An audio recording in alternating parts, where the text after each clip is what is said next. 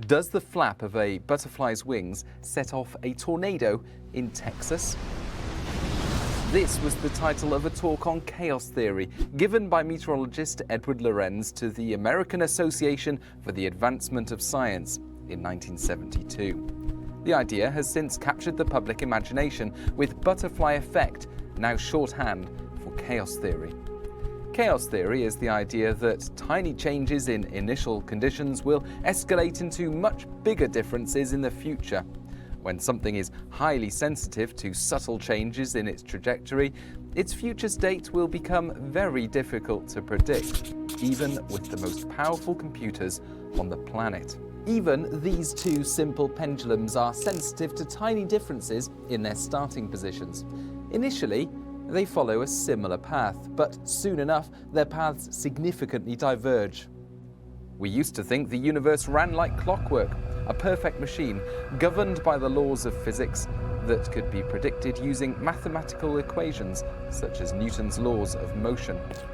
Taken to the extreme, in 1814, French scholar Pierre-Simon Laplace imagined that a supreme intellect, often referred to as a demon, would be able to accurately foresee the future of the universe if they knew the position of every atom and the nature of every force acting on it.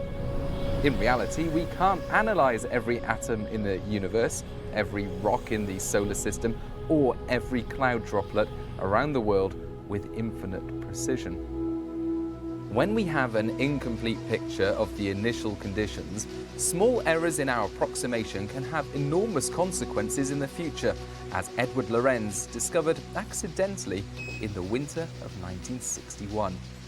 Whilst running simulations of 12 weather variables using a basic computer model, Lorenz wanted to rerun a simulation. To save time, he started from halfway through the simulation instead of the beginning, and input the numbers from halfway through a previous printout.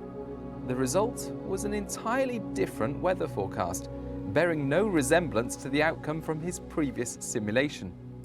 Initially confused, Lorenz soon realized that the only difference was that the numbers on the printout were shortened to 3 decimal places, whilst the numbers in the computer memory retained 6 decimal places. This tiny difference at the start of his revised simulation was enough to eventually generate entirely different weather patterns, and the idea of the butterfly effect was born.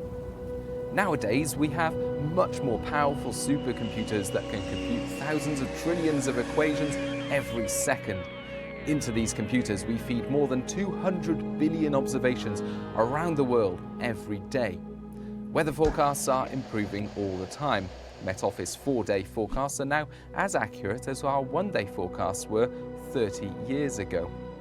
But no matter how advanced our technology, weather forecasts will still be limited by the fact that we will never know an infinite amount about the current state of the atmosphere. That's why modern meteorologists use ensemble forecasts. Supercomputers don't just run one simulation of the future anymore, they now run an ensemble of dozens of simulations. Each time a small change in initial conditions is made, we can then see what the most likely outcomes are and how sensitive the forecast is to subtle differences in pressure, temperature, or something so small we'll never know what it is.